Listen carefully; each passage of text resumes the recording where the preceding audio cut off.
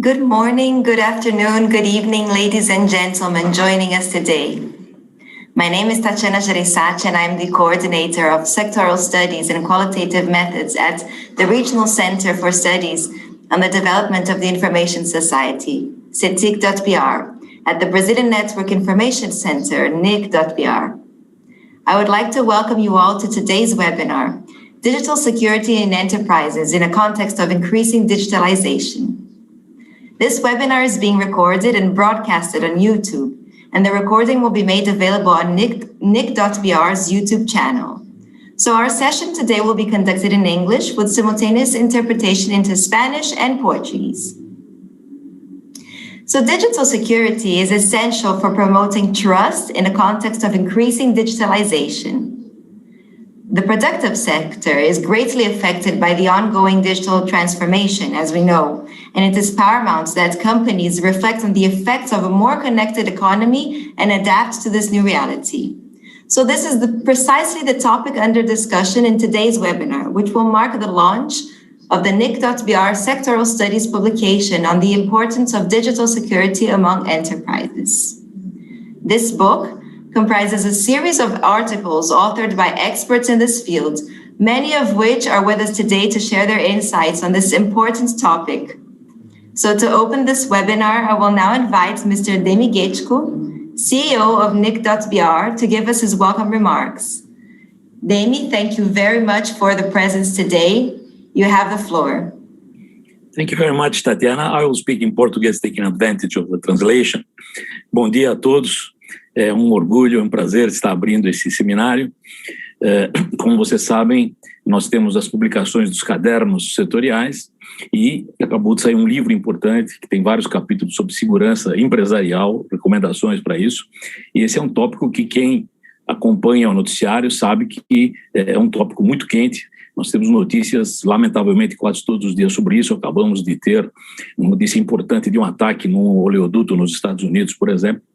Então, esse seminário, esse webinário, traz os autores desses capítulos. Nós os teremos falando aqui ao vivo e discutindo esses tópicos, que são extremamente importantes numa época como a nossa, tanto na área privada, pública, como na área empresarial. Então, nós temos uma cooperação entre o CERT, que examina dados de ataques e boas práticas para isso, e o Cetic, que faz estatísticas sobre como isso está sendo implementado dentro das empresas. Então, o que eu queria ressaltar é que esse é um caso específico em que a prevenção é muito mais importante do que a cura. Quer dizer, uma vez tendo o ataque ter sido executado, a chance de você se livrar dos seus efeitos danosos são muito pequenas. Então é muito mais importante a gente tomar providências para que isso não seja facilmente ocorrível, que isso não aconteça com facilidade. Então a prevenção é uma área fundamental nisso e esse seminário traz luzes sobre isso. Então, bom seminário a todos nós. Mais uma vez agradeço imensamente a presença dos especialistas internacionais e todos que estiverem acompanhando o YouTube. Obrigado. Obrigada, Demi. Thank you very much for your remarks. So our session today will be moderated by Mr. Alexandre Barbosa, who is the head of Cetic.br. He will conduct 2 rounds of questions with our speakers, which will then be invited to answer questions from the audience. So throughout this event, participants are most welcome to submit their questions through the chat in Portuguese, English, or Spanish. Please indicate the name of the panelist to whom the question is addressed, followed by the question. So now, without further ado, we would now like to call upon Mr. Alexandre Barbosa to moderate our session today. Alexandre, thank you for being with us. The floor is yours. Thank you, Tatiana, and good morning, good afternoon, everyone. Welcome you all to this webinar. It is a great pleasure for me to moderate this panel. And today, we are very honored to have with us some of the authors that contributed to our publication entitled Digital Security and Analysis of Risk Management in Brazilian Enterprises. Before giving the floor to our distinguished speakers, I would like to acknowledge the international efforts made by organizations such as OECD, Eurostat, and some national statistical office to define a commonly agreed upon methodological framework, including definitions, concepts, indicators for measuring digital security, digital risks, and a wide range of ICT-related security issues in business today. As was mentioned by Professor Demi, we have IoT connecting devices in hospitals, in agriculture, in many areas. So this is, as Demi said, a hot topic. And a little bit of a historical background to this publication. It is important to mention that in 2017 and 2018, the OECD proposed a set of indicators on digital security risk management, and both the Cetic.br and the Brazilian National Computer Emergency Response Team, this Brazilian CERT, had the opportunity to collaborate with OECD in the design and testing of a questionnaire covering all the dimensions proposed for measuring digital risk management practice in business. So it was a joint work that we conducted here in Brazil. So it was exactly in this context, and with the aim of evaluating the questionnaire design and identifying possible sources of misunderstanding of concepts in such a complex area, and also the definitions that we had in the questions, as well as errors during the data collection process, Cetic carried out cognitive interviews with selected respondents from Brazilian enterprises of different sizes, small, medium, big enterprises from different geographical regions and across different economic sectors. So the publication we are launching today was motivated by this joint collaborative work between OECD, the Brazilian CERT, and Cetic.br, both a NIC division here in Brazil. And I'm quite positive that the content of this publication really brings relevant conceptual aspects, as well as data analysis and an international perspective on the importance of measurement and data production in the field of digital risk management. So to begin our conversation on this topic, I would like to invite Laurent Bernard, who is the policy analyst at the OECD Secretariat in the Digital Economy Policy Division.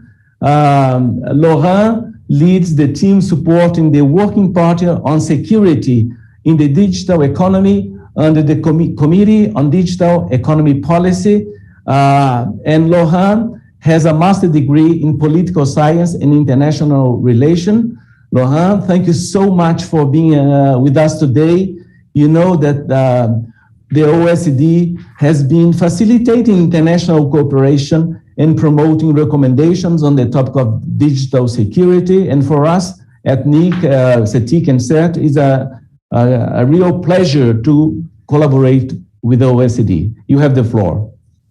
And just to mention that the chapter that you write give us this perspective of OECD. So just to kick off the debate, Laurent, I would like to ask you, according to the OECD, what does digital security risk management entail? And why should digital security be understood as a matter of public policy beyond a technical issue only? So you have the floor, Laurent. Thank you, Alexandre. Good morning, everybody. Thank you, Alexandre, for inviting me to this webinar and for the great cooperation between OECD, Cetic, and NIC.br. I'll try to respond to this great question.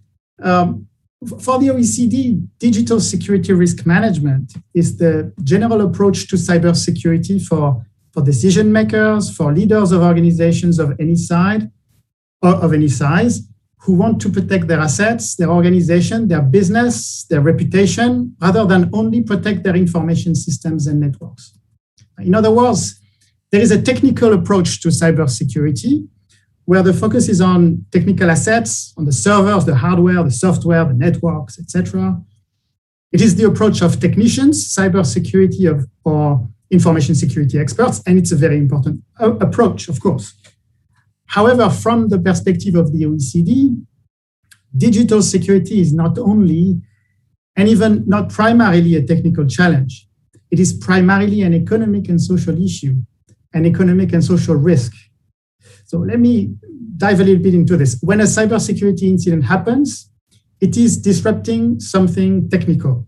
For example, it can breach the availability of servers, it can breach the integrity of data, it can breach the confidentiality of data, etc. But the real harm to the company or the organization is the consequence of these breaches, the disruption of the service. And we can make a reference to the attack on the US colonial pipeline, a striking example, but there are attacks on hospitals. I can mention the attack on the Brazil Superior Electoral Court last year. Cyber attacks create losses of economic opportunities, financial losses, and reputational harm. There can also be physical damages, people being injured physically if, for example, IoT systems integrity is breached. So if we look at the characteristic of an attack, we tend to have a technical understanding. However, when we look at the consequences of the attack, we see that this is an economic and social risk. And this has important consequences, and I will point to 2 consequences for businesses and organizations, and 2 for public policy. First, the responsibility to manage the risk or to own the risk should be on the owner of the economic and social activity, which is at risk, not on the manager of the IT system at risk. If a manager is responsible, if a business manager is responsible for the benefits from a business line or a government service, then he or she should be also responsible to understand the digital security risk to that business line of service and to manage this risk. This is not easy because it means understanding something which is also technical. This is why it is essential that leaders and decision makers acquire a culture of digital security and digital security risk management and work with technical experts to assess the risk and understand how to reduce it. Second, it means that the manager must also understand the possible negative consequences of security on its business activities. And that's a bit tricky because improper security measures can also undermine business activities instead or in addition to protecting them. Security can be, for example, security can be expensive or inconvenient. It can slow down performances and reduce the possibility to use ICT to innovate. Business leadership needs to understand not just the risk, but also the consequences on their activities of the security choices they make to reduce the risk. Now, coming to the policy side, the first consequences for policy making is very simple. I just picked 2. There are many others, of course, as you can imagine. Who in the government should be in charge of cybersecurity policy making?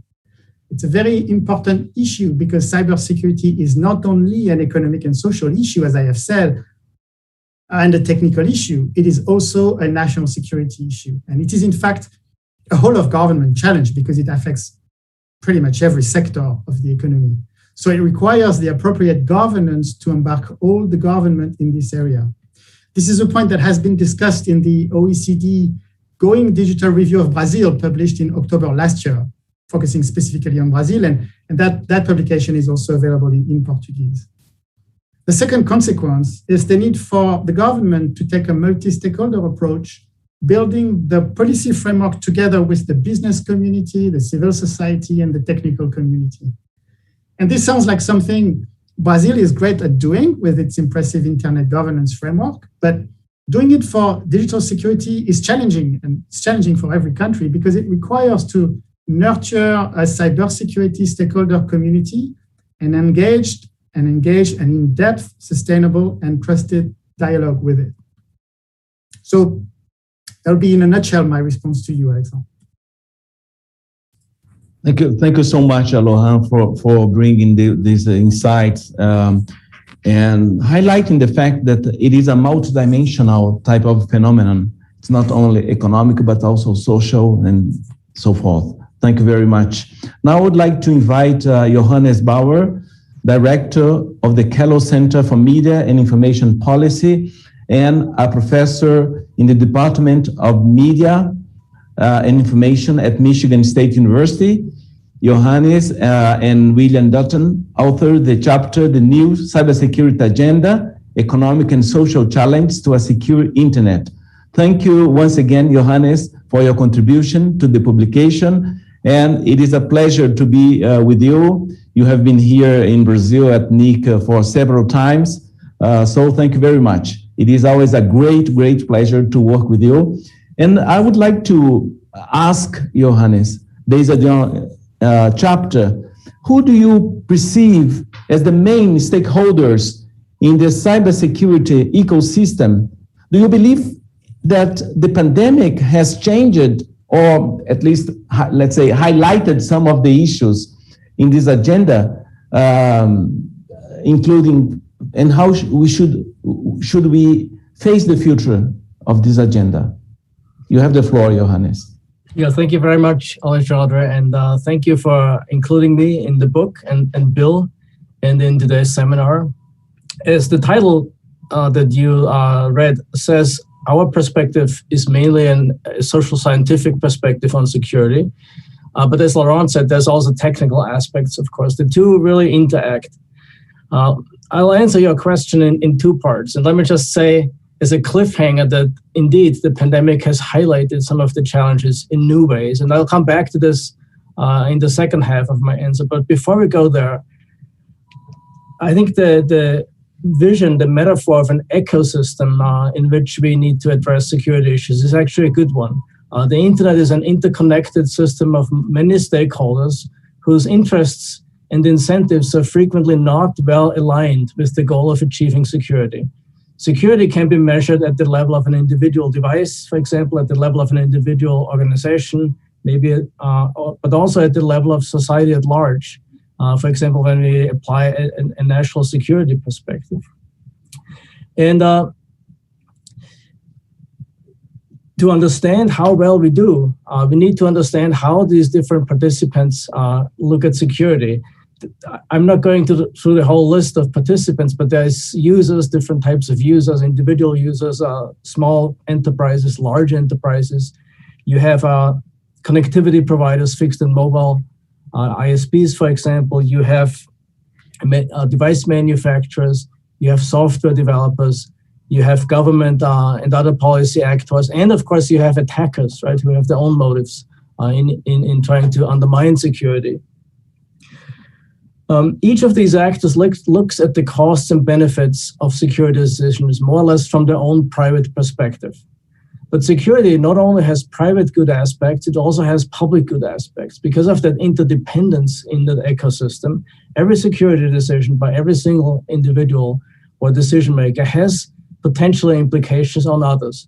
And let me give you a couple of examples. Right? So for example, in the software development industry, we have frequently this notion of move fast and break things. So we'll release partially developed products and then we fix them along the way. But they can, of course, cause enormous security risks along the way. Right? So the level of security of some of the products that come to the market may be below what is desirable. But when thinking through those issues, those decision makers typically do not think about the ripple effects on the larger, the broader system. Economists call this externalities.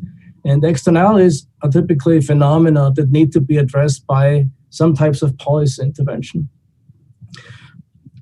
So we see frequently that these incentives of individuals may not be aligned, right?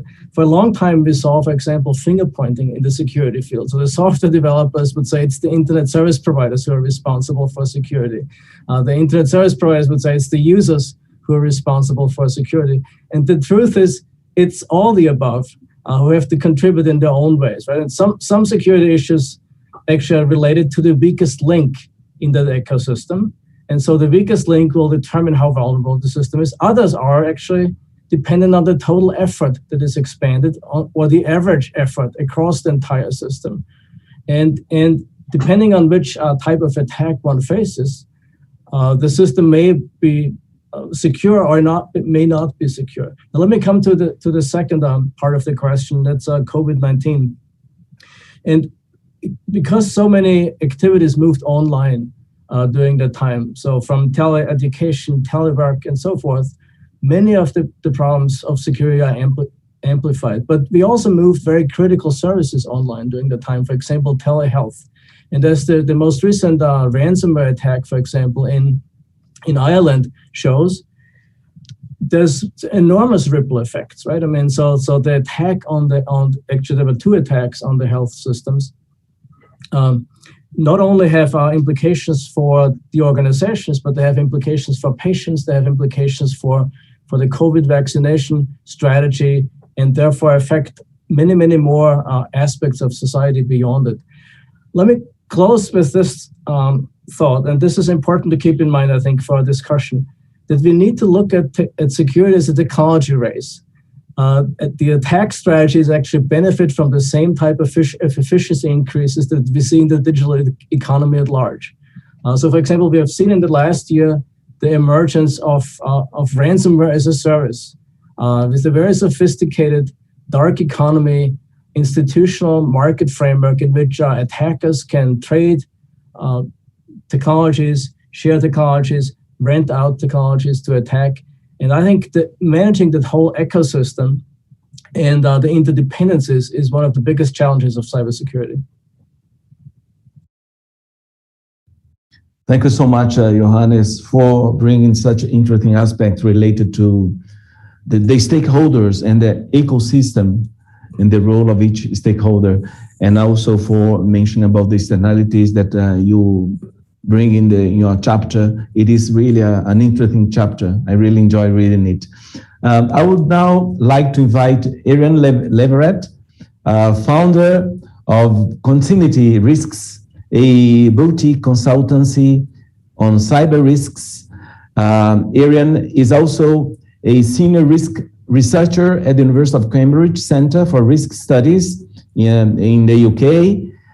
He holds a Bachelor of Engineering from Edinburgh University and a master degree from the University of Cambridge in Advanced Computer Science.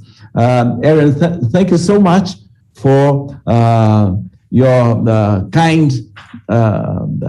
kindly accepting our invitation.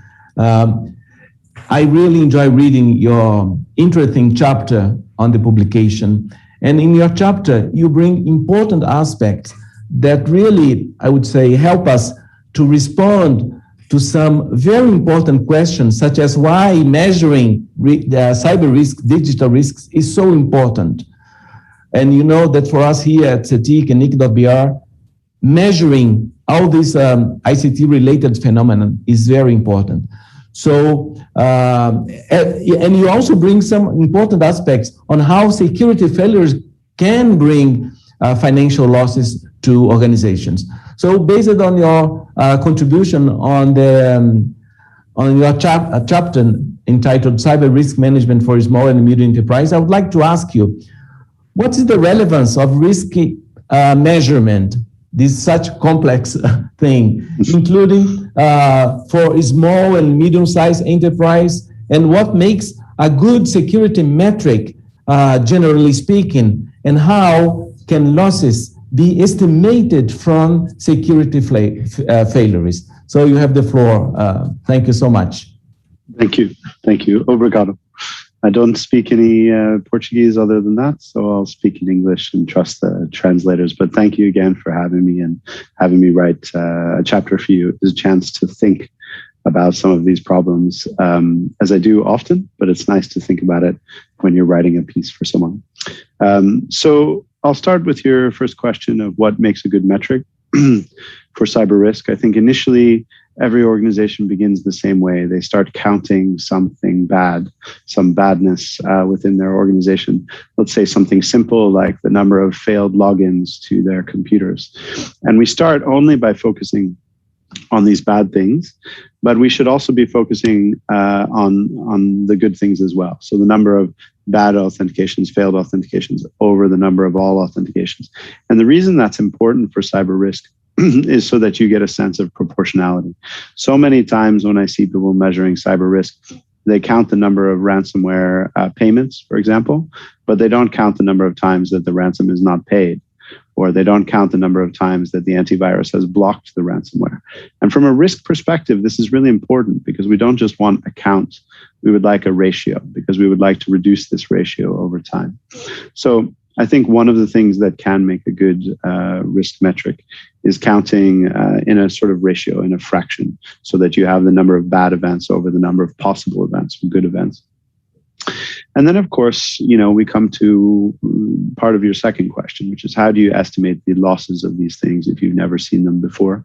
That's very much a part of my job. I work for a lot of insurance companies. I'm also a CTO at an insurance company that's just started up recently, since after I worked on this publication for you. And we are always looking at what the costs are of different events and estimating them.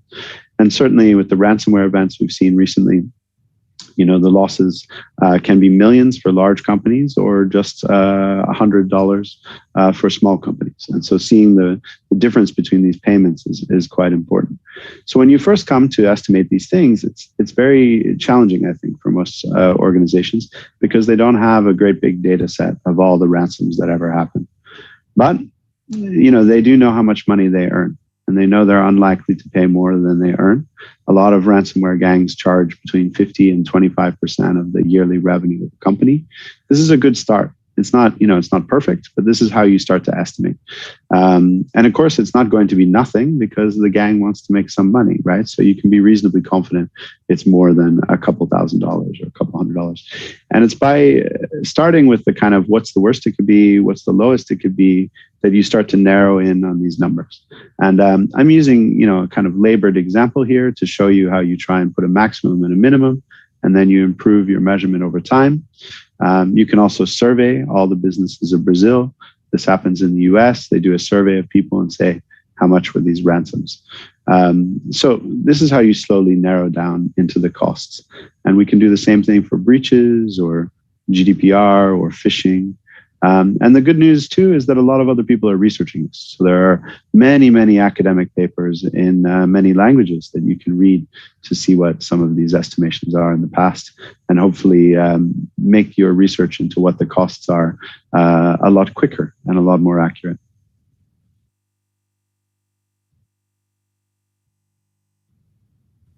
Thank you so much, Éireann. I think that this perspective on metrics and the measurement, the need of measurement, is really very important. And I think that your chapter illustrates this very well. I would like to share that we have almost 300 people watching on streaming, more precisely 275 people in the 3 channels, Portuguese, English, and Portuguese. So it is a quite good audience. And I would like to also take this moment to remind and encourage participants to submit their questions through the chat. You can write in Portuguese, English, or Spanish. Now, I would like to invite my dear colleague, Cristine Hoepers, who is the general manager of the Brazilian CERT, CERT.br, which is the Brazilian National Computer Emergency Response Team maintained by NIC.br. And CERT, as all of you may probably know, is a focal point for incident notifications in Brazil, providing the coordination and necessary support for organizations involved in security incidents here in the country.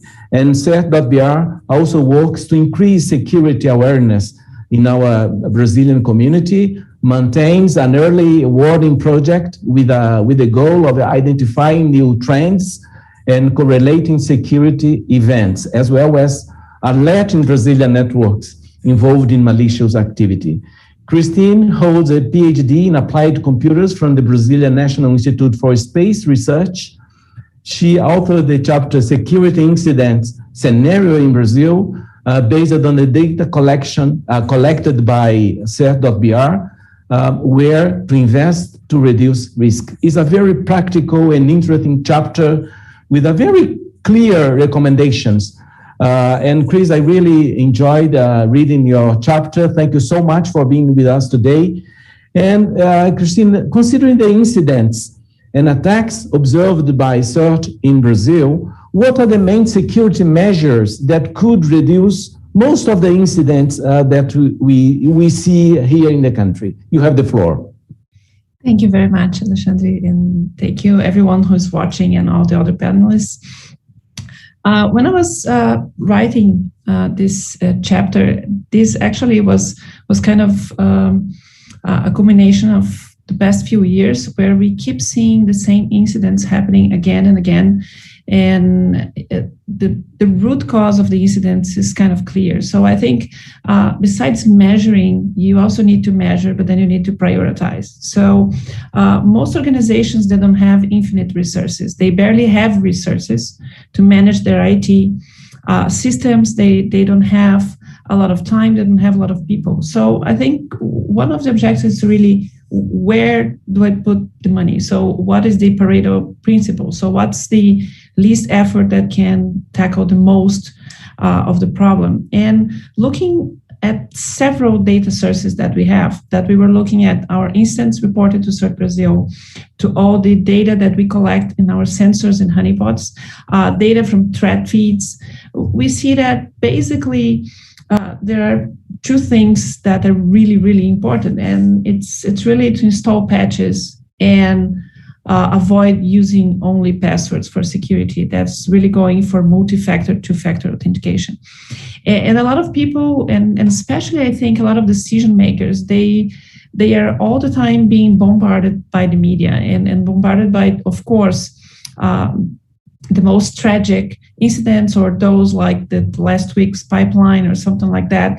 And people think that you have like this space age attacks and technologies. And then at the end, when you go to read the reports for the investigation of most instances, you see that it was someone that fell for phishing and then got the password, and that password led to inside the network. And then once they were in the network, they were able to compromise systems that were missing patches. So basically, this is part of the story. Or you have someone exploiting directly from the internet, or you abuse it and you try to get a credential and then you get into the system. So when you see systems in the cloud being compromised, most of them are really bad configurations or missing patches, or they are just protected by passwords. And really, I think this is kind of a theme that is very important for small and medium enterprises, because if you go, especially for the small ones, they are just using cloud and they are using systems online. And if they choose a provider that will not provide the basic security, like having multi-factor any way possible, or they have a lack of security practices, that is a problem. So I think it's not really just the enterprise thinking about their desktops and mobile phones and what they have, but it's also the providers, because we are moving to a point that small, medium, and really the individual enterprises, as we have here in Brazil, that you have like one person that is a teacher or is a doctor, and they have very important information, especially, for example, doctors and small offices. And they need to put the money not on some very expensive thing, but sometimes go for the basic, prioritize basic things, prioritize passwords, strong passwords if you cannot have multi-factor, or use multi-factor, and install patches. I think it's really sad when we see that there are a lot of organizations and some reports, even in other countries, that the most exploited vulnerabilities, they usually have patches for a year or more. So I think this is really important for everyone to focus on what will solve most problems, or at least those problems that we already have a lot of malware around, a lot of ransomware that is spreading. It's really exploiting weak passwords and old vulnerabilities. So I think it's a point that we need to pay attention, that it will be very difficult to be perfect on security, but we need to start with those problems that are really the ones that will make the most difference to prevent the incidents that we are having, and in a sense are also dragging the economy and dragging the companies to going forward. So I think this is my first take, and kind of why I thought the chapter in the way I thought writing it. Thank you very much, Chris. It's very interesting. This chapter is, I would say, very important to realize that maybe 2 or 3 actions will represent a great impact in digital risk management. And I think that the Brazilian CERT has a huge database on statistics. Most of them are available on their website. And this data analysis was reflected in this chapter. So moving forward, I would like now to invite Leonardo Melo Lins to share insights on the chapter Digital Security Risk Management among Brazilian Enterprises, which he authored with Stefania Cantoni and Tatiana Gereissat from Cetic.br. Leonardo holds a PhD in sociology from the University of São Paulo, and he is the coordinator of the ICT Enterprise Survey and the survey on internet service providers from Cetic.br. Leonardo, you had this wonderful experience in applying the questionnaire and conducting cognitive interviews in Brazil, and I would like to ask you to share with us what are the main highlights of the data that you collected in terms of the dimensions that you analyzed in the research conducted with the Brazilian enterprises on risk management. You have the floor. Thank you. Thank you, Alexandre. I would like to share these findings of the chapter mentioned, but first I would like to thank my colleagues, Stefania Cantoni and Tatiana Gereissat, that co-authored this chapter with me. As Alexandre has already mentioned, this chapter was motivated by the joint work with OECD. In the context of this cooperation, we conduct cognitive testing to assess the questionnaire on digital risk management. We conduct interview among 16 Brazilian companies from different size and different economic sectors. The findings and insights discussed here come from the qualitative analysis of these interviews, and you can find more complete discussion in the chapter. I'd like to highlight 5 key findings. The first one is related to the overall perception of risk management and digital security risk management in the companies that we have studied. They express difficulties in naming which digital risk they are exposed to, and their digital security risk management policies or practice, regardless of the size of the enterprise and their digital maturity. Digital security risks are mainly conceived as a technical issue. There is no view of a digital security risk management linked to the core business of the company. Digital risk management takes place reactively when an incident occurs. There is no prior established ongoing process in place. The absence of digital security risk management as means of reducing uncertainty paves the way to more exposure to several digital threats. We found more emphasis on established rules for controlling employee behavior rather than on awareness raising on digital security. The second aspect is related to the digital risk analysis and assessment process. Multinational companies were the only ones that have established process for analyzing and assessing digital risks. However, this process was controlled by the headquarters, being modified in some features only to comply to legal requirements of the Brazilian law. The perception of digital risk as an exclusively technical issue seems to lead to uncoordinated level risk management practice. This goes against the dynamic nature of risk, which requires assessing and treating it on an ongoing basis. Then we have the one point related to the accepted level of digital risk and the consequence of incidents. The famous trade-off between exploration and exploitation is absent. There is no consideration on how much risk to accept in order to benefit from the digital environment. Companies also had difficulty recognizing the potential consequence that the enterprise could suffer as a result of digital incidents.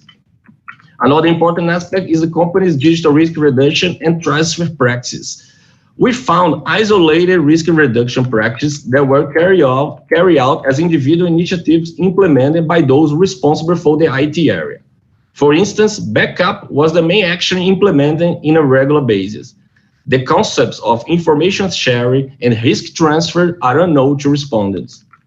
Finally, even with the universalization of the internet among Brazilian companies and their increasing online exposure, mainly through e-commerce, concerns about the digital security risks inheriting these activities does not seem to follow the same pace. No specific departments were reported for the management of overall risks or digital security risk management. Many would justify this by stating that digital security issues do not apply to them for being a small business. We can conclude by saying that the minimal level of digital security risk management stops when cost is perceived as high. When this becomes expensive, the result is to take the risk, consciously or unconsciously. But it must be said that although the level of maturity in this risk management practice is still low, most companies know that they are exposed to digital risks and potential financial and reputational losses. This means that there is a real opportunity for capacity building to disseminate best practice in the country. Thank you.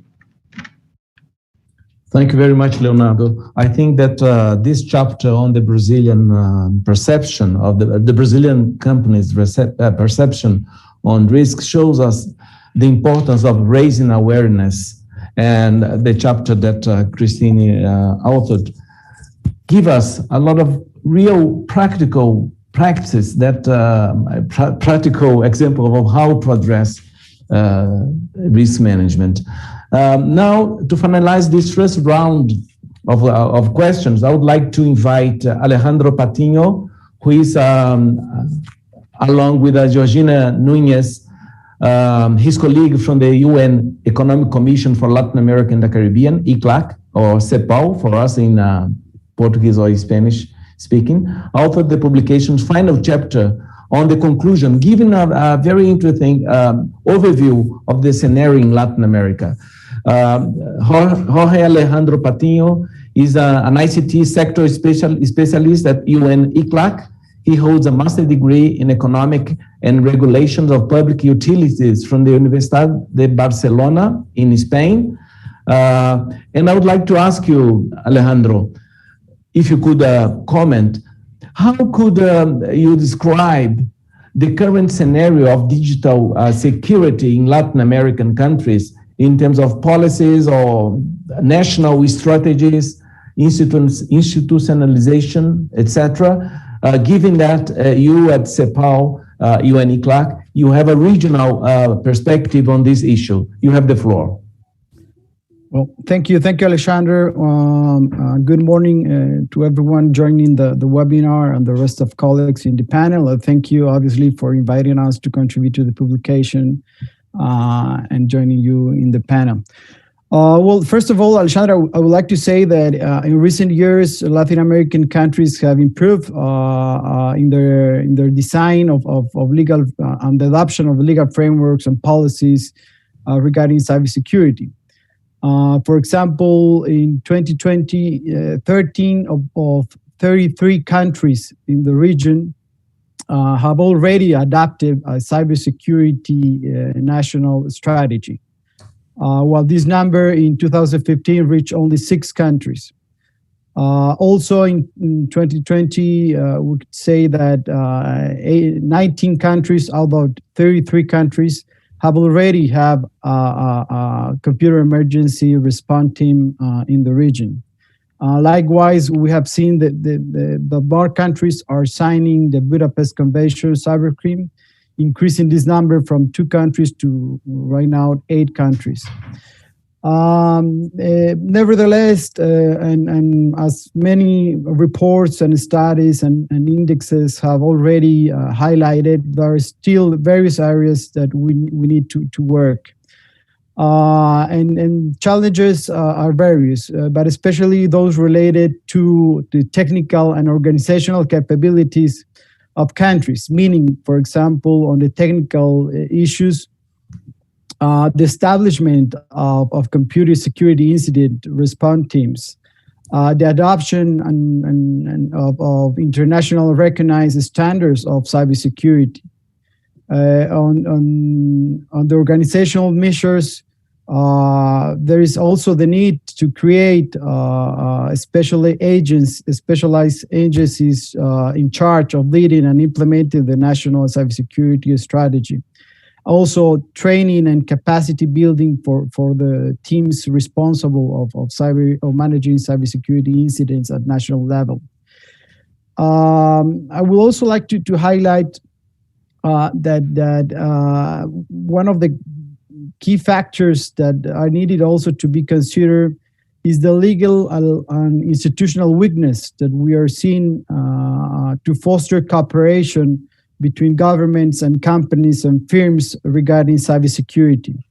With some minor exceptions, it can be said that there are really no significant cybersecurity requirements or guidelines towards companies for management cybersecurity incidents. And we're talking especially about operators of essential services and critical infrastructure. So this is one of the key issues that we need to still work on. So if we review, for example, also the last report of the Global Cybersecurity Index that's made by the ITU, at aggregate level, Latin America and the Caribbean appears as the world region only after Africa, with a lower degree of commitment to digital security. So all these aspects we need to still work on, even though we have made some advancement on this issue. Thank you very much. Muchas gracias, Alejandro.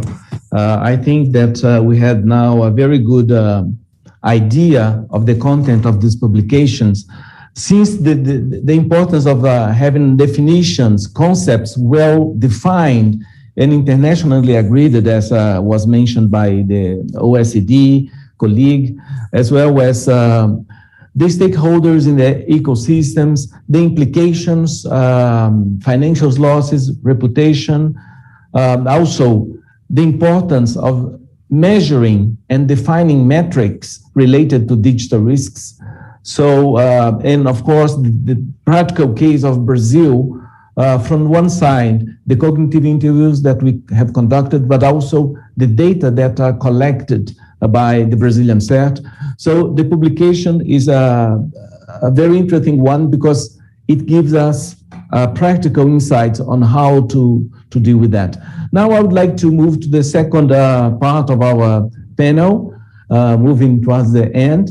And I would like to ask jointly Johannes, Éireann, and Cristine to comment on the trade-off between the potential gains from innovation through digitalization and the risks exposure that this entails. So if you could maybe make this, discuss a little bit, is there a trade-off between these two things? And also, what are, in your views, the main aspects that should be considered in this trade-off? So I would like to invite Johannes, Éireann, and Cristine to comment on that, because I think that your chapters, they, in a way, they give us this idea of the trade-off between potential gains and the risk exposure. So who would like to start? Maybe Johannes? Yeah, I'd be happy to. Thank you. So let me give another take on this issue. And I think that there are trade-offs, but the challenge is actually to relieve those trade-offs and move the location of the trade-off in ways so that we can have both more innovation and more security. And I think that's where our focus should be, not what's the optimal position along one given trade-off, which is only true for a certain set of institutional laws and technical parameters and so forth. And several points that were made already would actually shift the trade-off outward so that we can have more innovation and more security. Right? For example, one is capacity building, both at the level of individuals, at the level of organizations, but also at the level of society. And there's very compelling data showing that capacity building, along the way that Cristine mentioned, is very effective. Bill, who is unfortunately not able to be here, he's involved in an Oxford global project where they compare countries' cybersecurity capacity building efforts. And it shows very clearly empirically that security vulnerabilities and incidents go down with a higher level of capacity building. Now, that alone will not of course, fix all problems. A second measure I think that we can undertake to shift this trade-off outwards is to really encourage suppliers to adapt new practices, right? And digital technology is inherently malleable. It's not like a chemical process where you need 2 ingredients in a fixed ratio, right? You can design digital systems differently, and that we need to take advantage of that and encourage software developers, app developers to practice security-aware principles, which they have been slowly coming to practice, but that I think needs to be incentivized more. I am actually particularly worried about new devices, and there's in the Internet of Things and the Internet of Intelligence, as we move forward, there's a large number of new manufacturers and stakeholders who have not really been part of the Internet governance system, who come with a new energy and new innovative ideas, but often also do not practice security-aware design principles. And I think here probably legal measures or other types of incentives, maybe liability rules, which are of course very contested among businesses, right? Because it's so difficult to establish liability in this interconnected system, would all be instruments to shift this trade-off out. There's others, but I'll leave it at those 2 points for the time being. Thank you, Johannes. I couldn't agree more with you in terms of the high speed rate of digital devices being connected, such as in IoTs and key areas like health. It is very concerning that devices are being interconnected without the ecosystem, the stakeholders, providers, suppliers, and users not being aware of the digital risks that these devices brings to the organization. Maybe Éireann or Cristine would like to react, or Yeah, I'll pick up the baton for liability. I think you're absolutely correct. And one of the problems that we are having in Europe in a kind of legal dimension of this is that you have these new IoT devices coming in line. And let's use a simple example like a washing machine or a toaster. These devices have, the manufacturers have liability in a physical sense. If a toaster is unsafe and it burns me every time I use the toaster, or the washing machine floods my kitchen, I can sue the manufacturer for the defects that caused these injuries or damages to my home. But in a software sense, we can't sue the manufacturers for these things. And this is traditionally, software is not a subject to liability. The problem with these two things is in Europe, we're seeing this is on a collision course, because we're starting to build an IoT toaster. We're starting to build IoT washing machines.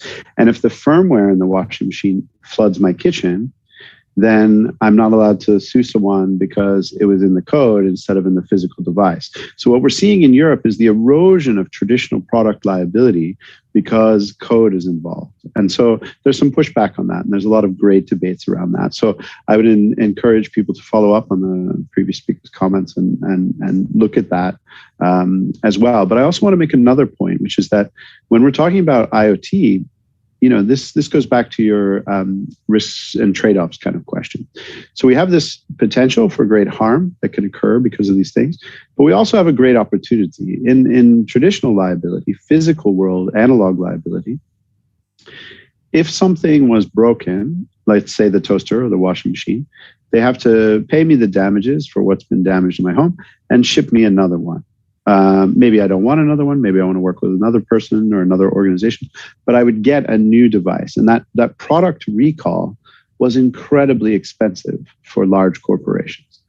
That is different with IoT. Essentially, if the failure is at the level of code, you can ship new code to the device very, very cheaply.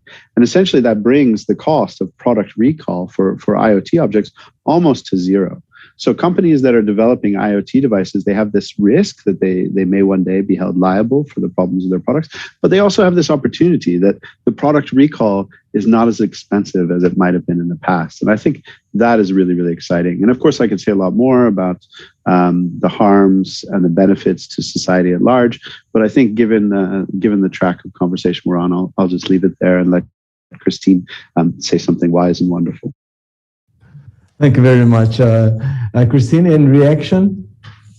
Oh, yeah. And I think Éireann got to a point that was the point that I was thinking since the very beginning. So we say that we need awareness and we need people involved, but what I still see missing is that everyone thinks that security is someone else's problem. And that starts from the very early stages when developers are in university, because their teachers, their professors, they are not thinking about security through the process. They really are thinking that, oh no, I'm just teaching to code like this. So when he graduates, then he will learn how to do securely. So, and this is part of the problem, because all developers, they are building very bad muscle memory. They are just getting into coding in the worst way possible, getting it's okay. I think it's amazing that nowadays I compare with when I learned that we didn't have the internet when I learned to code. We were not able to go to GitHub or to have places to call for code or to get information. But nowadays, people are not vetting what they are putting in their systems. They are just like Googling for, I need to do this for this IoT. And the first thing that's pops up gets shoved into the code. And then we start seeing this weird supply chain things that you can have like one specific part of a software component that will affect the whole ecosystem of desktops or mobile or IoT. And then we need to think that usually IoT nowadays is a mix of either a Google operating system or Linux operating system. So you have things that you actually need to be prepared to install patches. And then I go for what Éireann said. In a way, it's very easy to make a recall if you thought about it when you were designing the product. And most of the developers, they go to the market and they don't know how to do this. They were not taught in universities on how to do the whole development life cycle, thinking that you need to provide patches and you need to provide security fixes and you need to know how to provide that. So in a way, we see software companies, they have to compete. If they want to get to the market, they need to be the first one to get a product out. Security is always the last thing that they'll know because features sell. It's not security that sells. So I think having incentives in a sense of a liability, it's kind of a trade-off because like the software industry don't want that because we know that softwares are buggy. They will be buggy. They will have problems. So I think sometimes they're afraid of the wording because it's not really if there is a bug, we'll be liable. But I think the wording should be if there is a bug and you do not have a patch management life cycle and you are not responsible and you don't push patches in a responsible way, then you are going to be liable. So, and we see some countries, the government's going for, I think, too hard that you need to provide a software with no bugs, because we were discussing this with some local regulators here. And then you kind of say, no, this is not how software works. And then they say, oh, but this is how it works with like frequencies for my telephone. So they cannot use these and that frequency. Okay, that you can measure and you can be certain that's not user. But software, the only thing you are certain is that it's going to have flaws and you need to work. So I think this is part of the innovation that the companies need to accept that once you're using IT, and everyone is already using IT, I think this is a data that's very clear from Cetic studies, that since the very beginning, 2005, it was like 1% of companies didn't have IT integrated in all their areas here in Brazil. So they're already using it, but they need to, get to this conscious that you need to install patches, but then you need to demand. And we are still forming, I think, a workforce of developers that are not taking this really seriously as they should be taking. So I think it's a complex problem and we need to get everyone involved. software engineers, professors, the industry, because sometimes I see the struggle of the industry. Yeah, but I hire a developer and it doesn't know where to begin. So I have to teach everything from the start. So, but I don't think that we should stop innovation because of security, but we need to think that security needs to be there because someone will try to abuse whatever you have in your organization. And that mindset of, who will know that I have this and that also needs to be broken by awareness that, attacks happen all the time and they will find those devices and they will compromise them. So I think it's a complex, but I think it's challenging. We are going to be talking about this for a long time. Yes, indeed, Chris. It is complex, an issue, but we have to face it. Thank you so much, Christine. And I think that you three brought aspects related to this trade-off that should be considered by enterprises operating the digital economy. And, COVID-19 made us to look at the digital in a way that we never did before. So even very small companies are operating online. And we know that their processes, either operational or commercial processes, are increasingly relying on the use of internet and other devices, as you have mentioned already, on devices connected through IoT. So raising awareness is a must in this scenario. And I think that we have to understand that many companies, maybe in terms of the small and medium enterprises, they don't even know that they have to apply patches to correct software flaws. So it's a huge task that we have in our hands, especially for the Brazilian CERT, and now also for us that are measuring those phenomena. So thank you so much. Now I would like to invite Johannes from OECD and Alejandro from UNICLAC to comment from their perspective the role of international organizations. I mentioned in the beginning that we acknowledge the efforts being made by organizations such as OECD, Restart, several national statistical offices in the global north are working on these efforts to establish standards. So, Laurent and Alejandro, which role can international organizations such as the one that you are in, OECD and UNICLAC, play in the pursuit of a safer digital environment?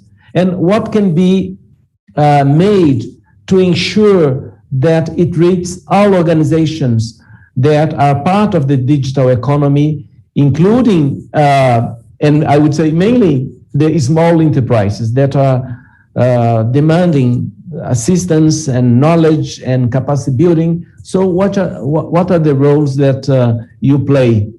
Maybe we start with Laurent and then Alejandro. Thank you, Alexandre. Well, going back to the basics, I think it's interesting to remind everybody that cybersecurity is by definition an international issue. We are all increasingly digital dependent, and we all know that. And when I say we, it's us as individuals, but it's also businesses and governments and countries. But that means our digital dependence also means that we are digital interdependent.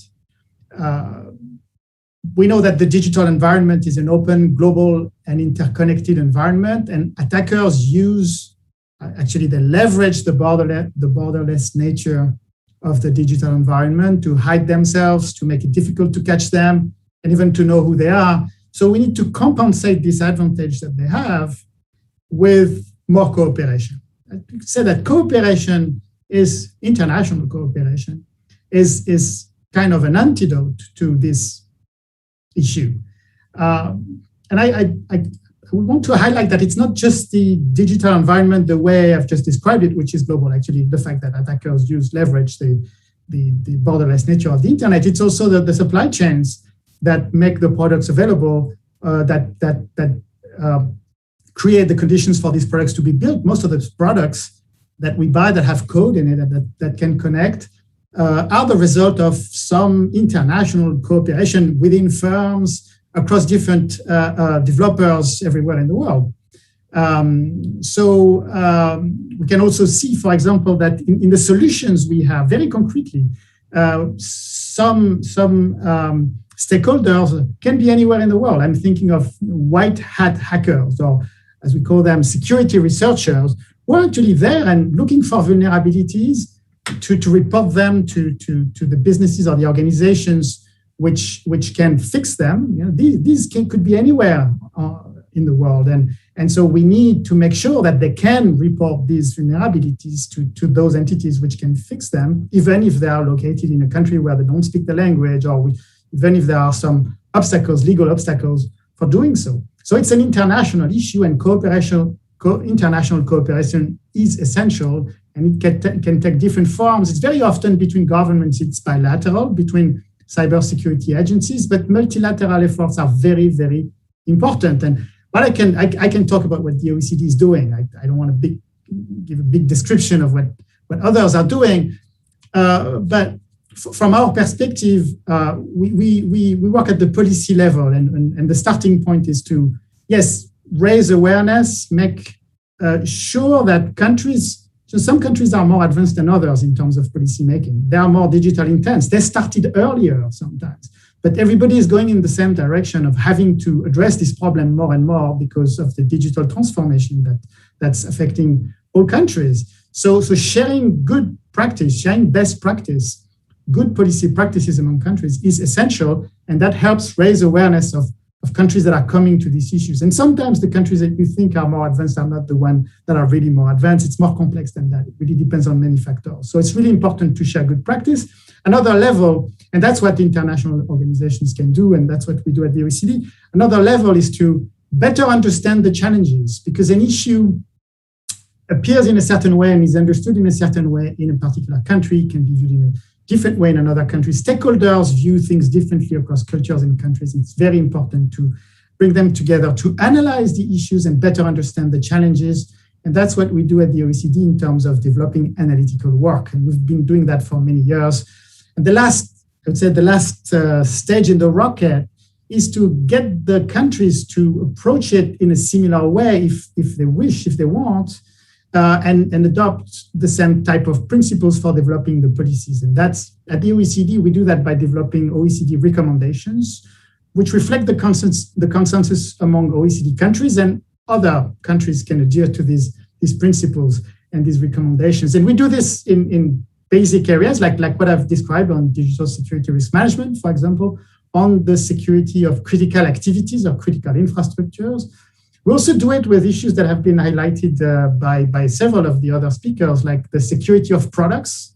We are currently developing a new recommendation on enhancing the digital security of products, and also on the treatment or the management of vulnerabilities, as also been mentioned earlier.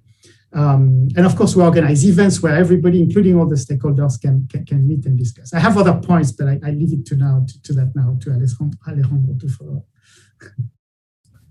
Thank you so much, Lohan. Merci beaucoup for sharing the initiatives that OECD is taking in terms of discussing the complexity of the digital risk management, and promoting capacity building opportunities for many, many stakeholders, not only OECD member states, but for the ICT community as a whole.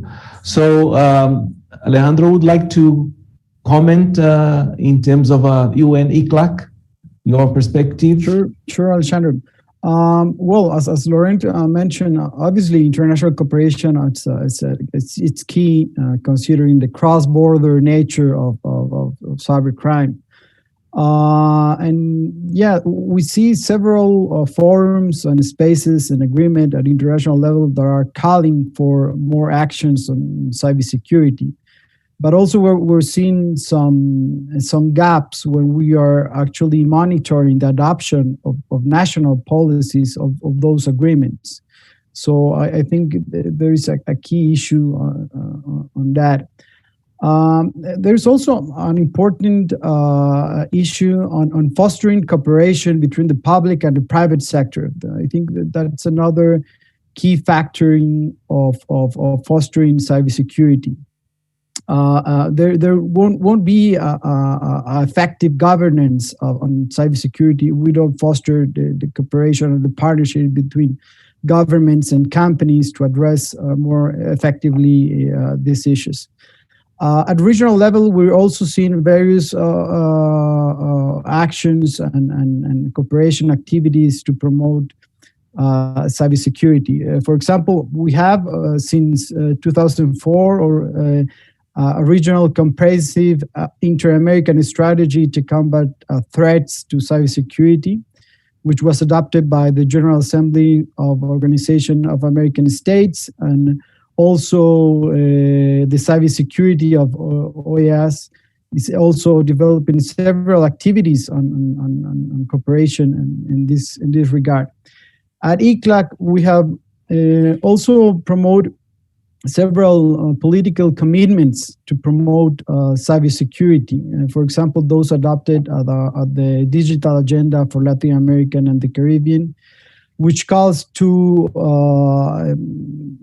the importance of coordinated efforts at national level, the need for regulatory frameworks with clear guidelines, foster cooperation at multilateral level, also the design and adoption of national security strategies, and yes, on several studies, reports, and we have been promoting, trying to share also best practices on these issues that I think are also important. But also what we're seeing in the region is there are also several levels of adoption of cybersecurity strategies. We see countries that are more advanced in these issues, for example, Uruguay, also Brazil, but we see all the less developed countries that are struggling with their cybersecurity capabilities. So I think there's a huge also still space to foster cooperation between countries.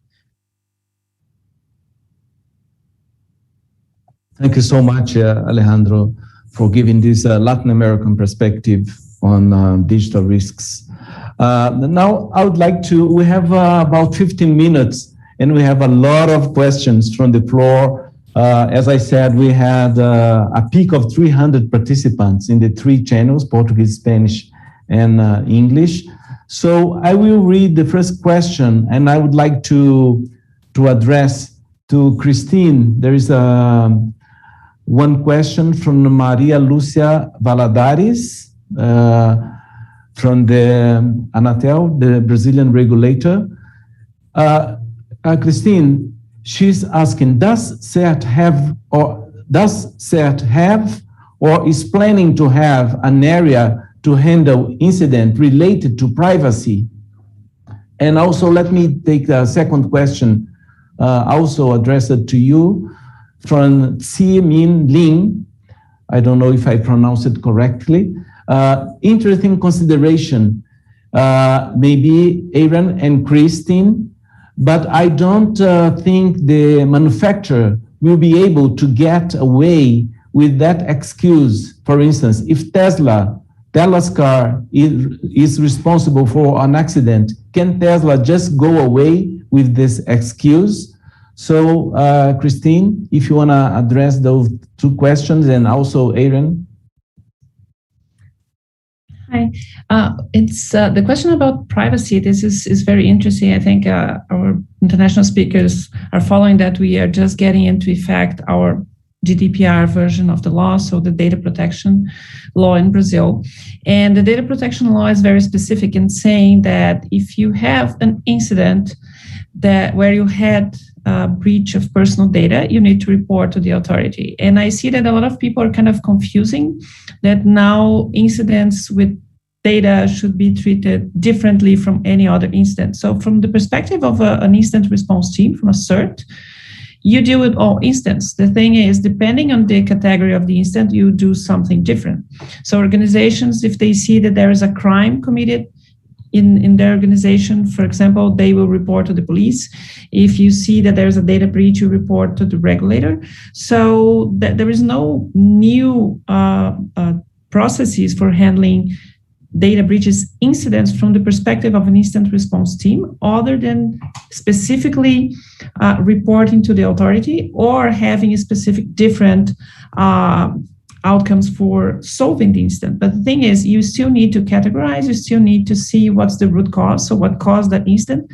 Was it a weak password? Was it an exploit? Was an employee that did something? And that happens with all instances, doesn't matter which one it is. The thing is, in your process workflow, you are going to point this in a different direction. From the perspective of CERT Brazil, we will not report to the authority because the organizations themselves have to report the instance. That's what the law said. We are working together with the authority, and we are moving on how to report, for example, situational awareness data to the authority. That we are, for example, following that in the underground, there's someone selling data. So that is different, and that is not an instant track per se. So it's kind of more complex, but there is no need to have different areas to deal with that. You just need different process outcomes. And I think the question about Tesla, I'm trying to figure out what the question was, but I think the problem is that today there is no liability for software. And the discussion is exactly that. So if you have someone dying because of a software vulnerability, or you have a huge loss because of a software bug, that could even not be a vulnerability, but it's just a bug that it malfunctions. For now, this is kind of not covered. And we are getting into a point that is not just that, you have to reboot your computer because you were writing a document and it crashed. Now you have cars stopping, you have smart cities with problems, you have hospitals. For example, I think 2 weeks ago, we had cancer center treatments in US that could not treat cancer patients because the cloud of the equipment in Europe was offline, and you needed that cloud to be online to have radiotherapy sessions in US. So that's the kind of complex systems where we are, and I think we are going for this discussion. So I'm going to let to Éireann because he will probably give more into what is the real problem now. So yeah. Yeah, I'm happy to take that question, and I thought you captured it very well. I mean, broadly speaking, to the listener or watcher who asked the question, I think you're right. I think in the long arc of time, we're going to see that this is not acceptable. But it took us a while to get here. So as Cristine said, right now today, software doesn't have liability, and it's only because we've started putting software in all of these physical things. When I first started working, I worked on the electric grid, so I saw things that were failing because of the software that were causing damage to other equipment, and so I started thinking about this very early. But some of my colleagues went on to work on pacemakers or to work on Jeeps. And as more and more software is interacting with the physical real world, you can't let traditional liability become eroded because you don't have software liability. And that's the point that I was trying to make. Even if we decide as a society that software shouldn't be liable, we still shouldn't go so far as to erode traditional product liability. So I think eventually there will have to be some level of limited liability. And the interesting thing about liability is that it doesn't have to play out in a specific way. It's not a binary option.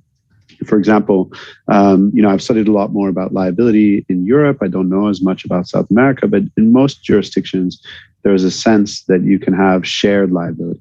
So let's say if Cristine and I wrote some code together, she imported some of my code and used it very heavily, she could be found to be 10% liable because she imported it, and I could be found to be 90% liable because I wrote the core code. And it's really interesting. With liability, you can even see cases where the user is a little bit to blame, but mostly the vendor is to blame and things like this. And so this kind of shared liability is already part of that ecosystem. And I think you're right. In the long run, when cars are driving on the road, we're going to have to think about this. To speak to your point about Tesla specifically, currently they sort of get away from this by saying that their software assists the driver. It's not an automated vehicle, right? We already have had deaths inside Tesla because of malfunctions or misuse by the drivers. But the regulatory avoidance of that is that it should always be assisted by the user. And growing up as I did in the electrical systems, we had a similar situation where they would say, well, it should never be connected to the internet, right? You connected it to the internet. It's not GE's fault. We wrote the code so that it should never be connected. But that's the interesting thing about liability, is that you can explore those shared options rather than just it's your fault or it's your fault. Thank you both, Cristine and Éireann. I have a question now addressed to all of you from Priscilla Koller. Considering that the reality of working from home must remain, how to deal with the issue of protection and responsibility for data security when the worker uses his or her own infrastructure from home? So who would like to take the floor? Chris, again? Yeah, it's everyone kind of looking. One of the things that is very interesting, because the whole industry was really worried with the whole bring your own device to the office. The thing now that you are bringing your own office to your home. So it's kind of the inverse thinking.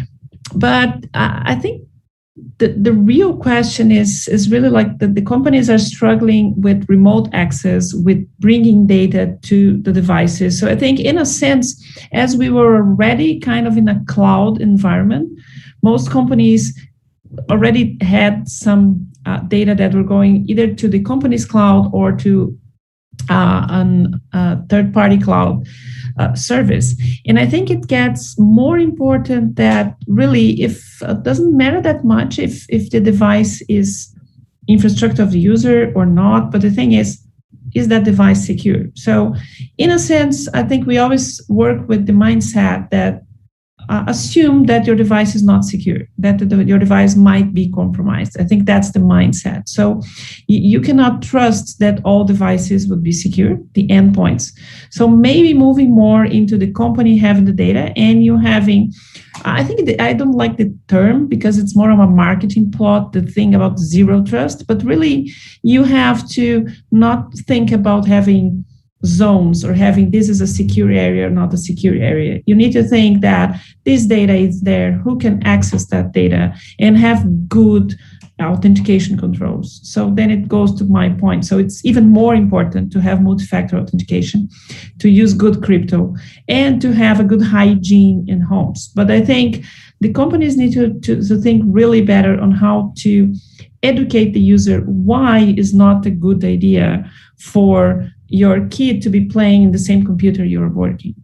And this is something that we have already seen. So with the pandemics, we will have more phishing attacks through like streaming services or office shared documents.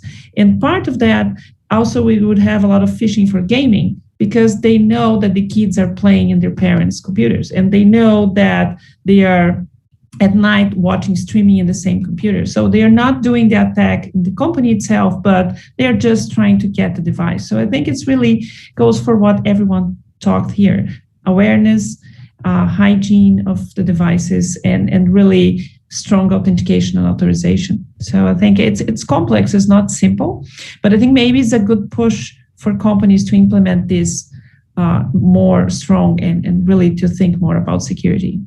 Yeah, this is another very practical recommendation that companies should apply and guide their employees. Chris, let me ask you another question because it's about Brazil.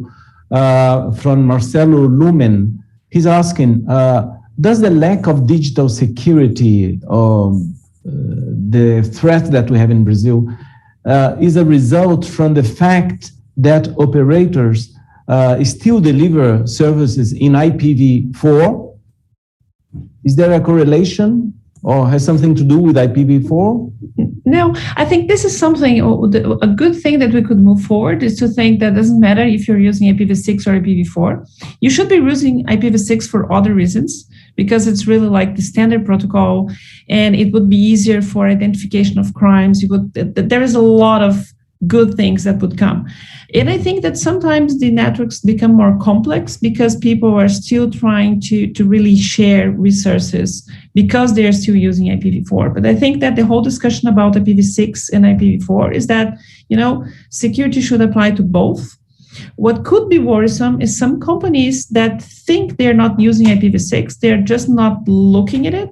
And then you can have attackers abusing IPv6 and doing some other stuff, even though you were just instrumented to look at IPv4. But that is a more complex point, but I think it's not related to that specifically. But it should be a good practice to move to more modern protocols. Yeah. Thank you so much.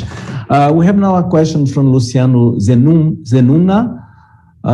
Maybe I will address to Johannes and Éireann. The question is, the greatest difficulty in this field is promoting awareness raising among enterprises and convincing them that they should also invest in information security. Could the speakers comment on this aspect? What could be done to increase awareness raising on this issue among enterprises for the need to invest in this field? I'll happily address that briefly and quickly, because I've been in that position many times, and it can be very frustrating trying to work with board level executives to convince them of a problem. The main thing you have to remember when you're dealing with a risk manager is that they have many risks. They have many risks on their plate, from fire, human resources, war, conflict, pandemics, and so on. So when you're speaking to them, it's very, very useful to give them a probability that an event might occur, a frequency, and a severity, how much it might cost. And if you can't do that, then you're probably not going to rise very high on their risk agenda. And I know that's very difficult for cybersecurity. I've made a career out of it. I've written a book on the topic. I continually write papers just trying to quantify ransomware or breach, DDoS in different ways. So if you possibly can, say, 6% of companies our size will suffer an event like this every year. And for a company of our size, the average cost might be, however much money. And if you can find that data when you present it to the risk manager, you're much more likely to get a budget for security. Can I just add a couple of thoughts? I think there's two aspects here. One is the risks that apply to an enterprise itself. So the private risks of cybersecurity vulnerabilities. And I think, as it just said, this is challenging, but it's more in line with how companies think. But it's probably more complicated to also provide incentives to take care of those externalities, so of the risks where the costs are borne by somebody else. Right? So, for example, your cloud goes down, but customers in a remote part of the world cannot really provide their services anymore. And so we have to find mechanisms. In that particular case, probably a service level agreement might internalize those costs to the thinking of management. But if it's the public at large, in the end, it's only governance or policy that can really align the thinking of management with those broader risks of cybersecurity. And tools are many, none of them are perfect, right? But we could think about maybe requiring things such as cyber insurance that would take sort of some of those risks off the discussion. We could think about, again, liability, right, would be one mechanism to force management to think about those risks that are broadly externalized. Maybe sort of strengthening the legal rights of users of software, right? To have like a private recourse to all this would be tools that policy has to incentivize stronger security. And let me say one more thing quickly, and that is there is a trap that we can step into, and that is to think that all innovation is good, and it's not all innovation is actually good. I mean, in Europe, for example, there's a broad discussion on responsible innovation, or we could say, what's desirable innovation? And I think what we need to think about is how to provide guardrails on innovation and sort of channel it in ways, right, that maintain both security kind of considerations, innovation, and many other aspects that we might want to have of innovation. Thank you, Johannes. We have a lot of questions, but we don't have time. But I will take one last question from Lierson Brígido. He's asking, in a practical sense, which would be the devices, hardware and or software recommended for securing the enterprise facing an increase in digitalization on their environments? A bit complex, this question. Additionally, do you think the application of penalties defined at our data protection law would imply better solutions to protect the enterprises? Finally, what about AI algorithms in this, in all this picture? Could you please say some words about AI? Very quickly, someone would like to take this last question? I'll make just one comment. Yeah, I think we could spend an hour talking about this question. So it was not a quick question for the last question. Not at all.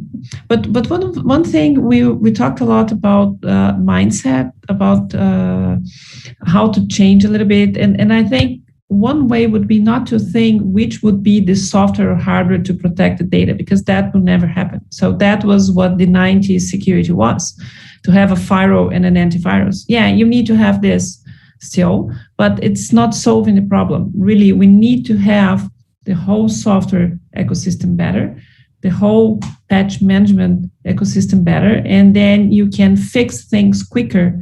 And instead of thinking about like something protecting everything else, because things will not be behind a firewall. IoT would not be behind a firewall, and cars will not be behind a firewall. So I think it's more complex. Just my chime on it. Yeah, thank you so much, Chris. Well, I apologize for the remaining questions that we will not have time to reply, from Fabio Storino, from Lucas Ferreira Novaes, from Sidney Vanderlei Jr. I think that's all that we, and Jose Coura. Sorry about that. We are on time. I would like now to really thank all the authors of the book.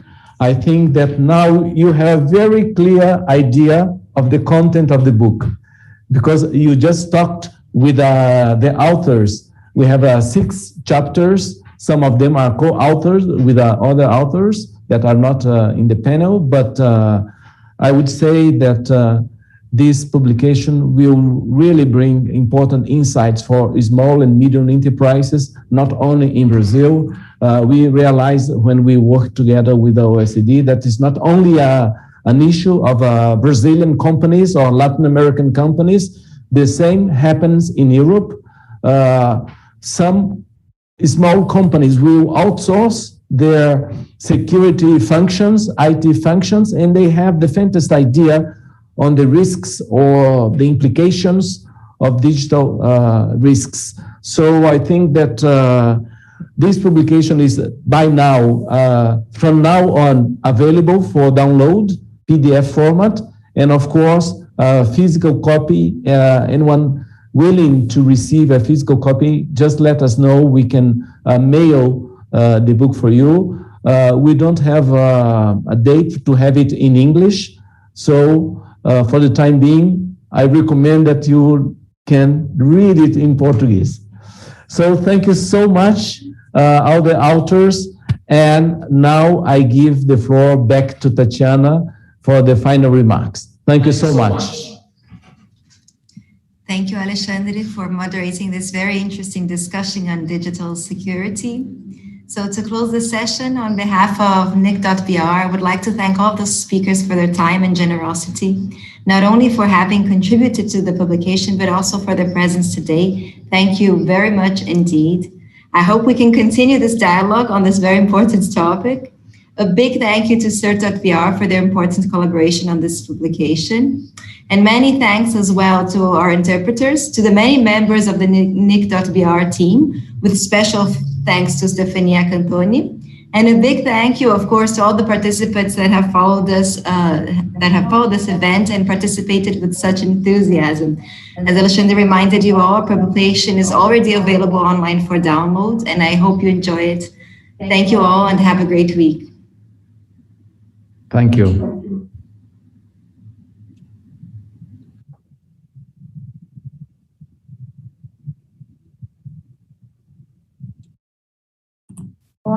Ok, Ale. Estamos fora.